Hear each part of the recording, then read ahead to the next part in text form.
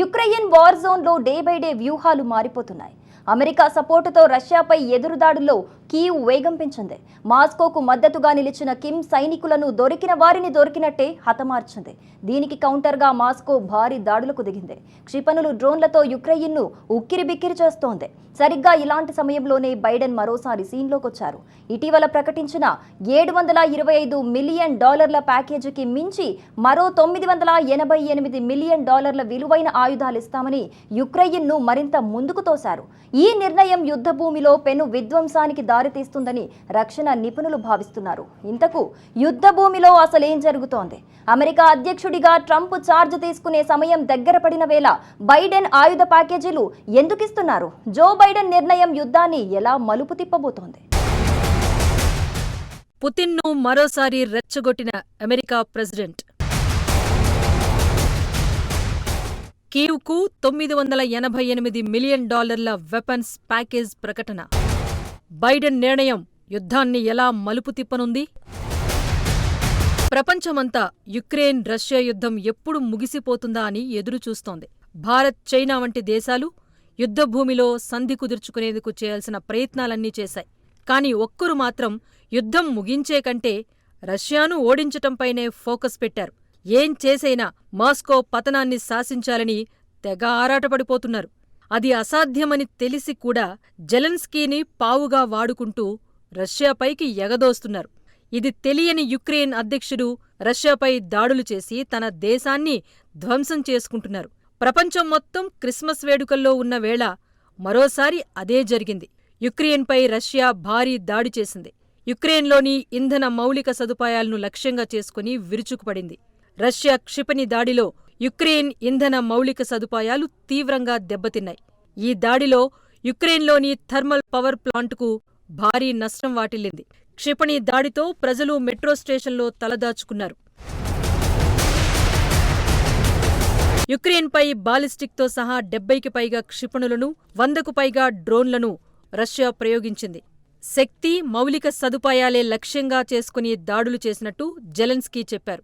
అయితే 50కి పైగా క్షిపణులను, భారీ సంఖ్యలో డ్రోన్లను కూల్చివేయటంలో తమ దేశ సైనికులు విజయం సాధించారని పేర్కొన్నారు. క్రిస్మస్ రోజున రష్యా వాంటెడ్గా తమ దేశంపై దాడి చేసిందని ఆరోపించారు. రష్యా దాడి చేసిన సమయాన్ని ప్రస్తావిస్తూనే తాము ఈ దాడికి ప్రతిదాడి చేసేందుకు భారీగా సన్నద్ధత అవసరమని అధ్యక్షుడు జెలెన్స్కీ చెప్పుకొచ్చారు. క్రిస్మస్ రోజు రష్యా చేసిన దాడి హఠాత్తుగా తీసుకున్న నిర్ణయం కాదని, ఉద్దేశపూర్వకంగా చేసిన దాడిగా అభివర్ణించారు. నిజానికి పుతిన్ ఈ దాడులను వాంటెడ్గానే చేశారు. అందుకు రీజన్ కూడా యుక్రెయినే. ఇటీవల రష్యాలోని కజాన్లోని భారీ భవన సముదాయంపై యుక్రెయిన్ డ్రోన్లతో దాడి చేసింది. ఈ దాడి 9/11 ఘటనను తలపించింది. డ్రోన్లు భవన సముదాయంలోకి దూసుకెళ్లాయి. ఇది సరిపోదు అన్నట్టుగా తన మిత్రుడు కిమ్ పంపించిన సైనికులను డ్రోన్లతో వేటాడి దారుణంగా హతమార్చారు. పైగా ఆ వీడియోస్ను సోషల్ మీడియాలో పెట్టి మరింత రెచ్చగొట్టారు. అది కూడా సరిపోదు అన్నట్టు రష్యా న్యూక్లియర్ చీఫ్ ఇగోర్ కిరిల్లోవ్ను మాస్కోలోనే ప్లాన్ చేసి అంతం చేశారు. ఇవన్నీ పుతిన్ ఇగోను హట్ చేశాయి. ప్రస్తుతం యుక్రెయిన్, రష్యాలో ఎముకలు కొరికే చలి ఉంటుంది. ఇప్పటికే యుక్రెయిన్ చాలా వరకు ధ్వంసమైపోయింది. అక్కడ ప్రజలకు, సైన్యానికి సరిపడినంత విద్యుత్ సరఫరా లేదు. వింటర్లో తిండి లేకపోయినా కొద్ది రోజులు ప్రాణాలతో ఉండొచ్చు. కానీ కరెంట్ లేకపోతే మనుగడ సాగించటం అసాధ్యం. అందుకే క్రిస్మస్ రోజే బాలిస్టిక్ మిసైళ్లు, డ్రోన్లతో విరుచుకుపడ్డారు పుతిన్. వీలైనంత త్వరగా విద్యుత్ సరఫరా వ్యవస్థలను ధ్వంసం చేసేశారు. ప్రస్తుతం విద్యుత్ సరఫరాను పునరుద్ధరించేందుకు ఇంజనీర్లు కృషి చేస్తున్నారని యుక్రెయిన్ అధ్యక్షుడు తెలిపారు. దేశం కోసం పనిచేస్తున్న, విధి నిర్వహణలో ఉన్నవారందరికీ ధన్యవాదాలు చెబుతూ రష్యా కుట్రలు యుక్రెయిన్ను విచ్ఛిన్నం చేయబోవంటూ జెలెన్స్కీ చెప్పారు. కానీ అది చెప్పినంత ఈజీ కాదు. విద్యుత్ పునరుద్ధరణ జరగకపోతే యుద్ధం చేయకుండానే కీవ్ సేనలు ప్రాణాలు విడిచిపెట్టాల్సి వస్తుంది. పుతిన్ ప్లాన్ కూడా అదే. ఒక రకంగా రష్యా దాడులు యుద్ధాన్ని కీలక మలుపు తిప్పేవిగానే చెప్పాలి. యుక్రెయిన్ చేసిన దానికి మాస్కో క్రిస్మస్ రోజే రిటర్న్ గిఫ్ట్ ఇచ్చేసింది. అంతవరకు అంతా ఓకే. కాస్త సమయం తీసుకుంటే జెలెన్స్కీ సేనలు ఏదోలా పుంజుకుంటాయి. అయితే ఆ సమయం కూడా లేకుండా బైడెన్ మరోసారి సీన్లోకొచ్చారు. క్రిస్మస్ రోజు యుక్రెయిన్పై దాడులు చేయటం దారుణమంటూనే యుక్రెయిన్కు మరిన్ని ఆయుధాలు అందిస్తామని వెల్లడించారు. దీనిపై ఇప్పటికే తాను రక్షణ మంత్రిత్వ శాఖకు ఆదేశాలు జారీ చేసినట్టుగా తెలిపారు. యుక్రెయిన్ ప్రజలు చలి నుంచి రక్షణ పొందకుండా ఉండటమే రష్యా దాడి వెనుక ఉద్దేశ్యం. గ్రిడ్ వ్యవస్థను నాశనం చేసి వారికి విద్యుత్ సరఫరా అందకుండా మాస్కో కుట్ర పన్నిందని ఆరోపించారు.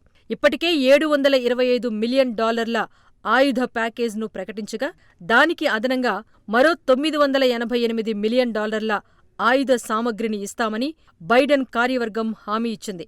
అమెరికా నుంచి కీవ్కు 2022 నుంచి ఇప్పటి వరకు $62 బిలియన్ విలువైన ఆయుధాలు, ఇతర సాయాన్ని అందించారు. కానీ ఈ సమయంలో $988 మిలియన్ ప్యాకేజ్ ఇవ్వటమంటే పుతిన్ను మరోసారి రెచ్చగొట్టడమే. నిజానికి జో బైడెన్ మరికొన్ని రోజులు మాత్రమే అమెరికా అధ్యక్ష పదవిలో ఉంటారు. జనవరి 20 తర్వాత ఆ స్థానంలోకి ట్రంప్ వస్తారు. ఆ తర్వాత యుక్రెయిన్కు చిల్లి గవ్వ కూడా దక్కదు. ఈ మాట ట్రంప్ ఎప్పుడో తేల్చి చెప్పేశారు కూడా. అందుకే ఆ లోపలే రష్యాను ఓడించాలి అనేది బైడెన్ ప్లాన్. ఇప్పుడు ప్రకటించిన $988 మిలియన్ ప్యాకేజ్ చివరిది కాకపోవచ్చు. అధికారంలో ఉండే చివరి రోజు కూడా యుక్రెయిన్కు ఆయుధ ప్యాకేజీ ప్రకటించే దిగిపోతారు. కానీ ఈ చర్యల వల్ల యుక్రెయిన్ను మరింత రిస్క్లో పడేయటమే తప్ప రష్యాను ఓడించటం అనేది ఇంపాసిబుల్. ఈ విషయం పెద్దాయనకు తెలియటం లేదు. తెలిసినా వెనకడుగు వేయలేని పరిస్థితి. ఈ మొత్తం వ్యవహారంలో ఒక్కటి మాత్రం నిజం. జో బైడెన్ పంతానికి జెలెన్స్కీ దారుణంగా బలైపోతున్నారు. అతడితో పాటు యుక్రెయిన్ కూడా ధ్వంసమైపోతోంది.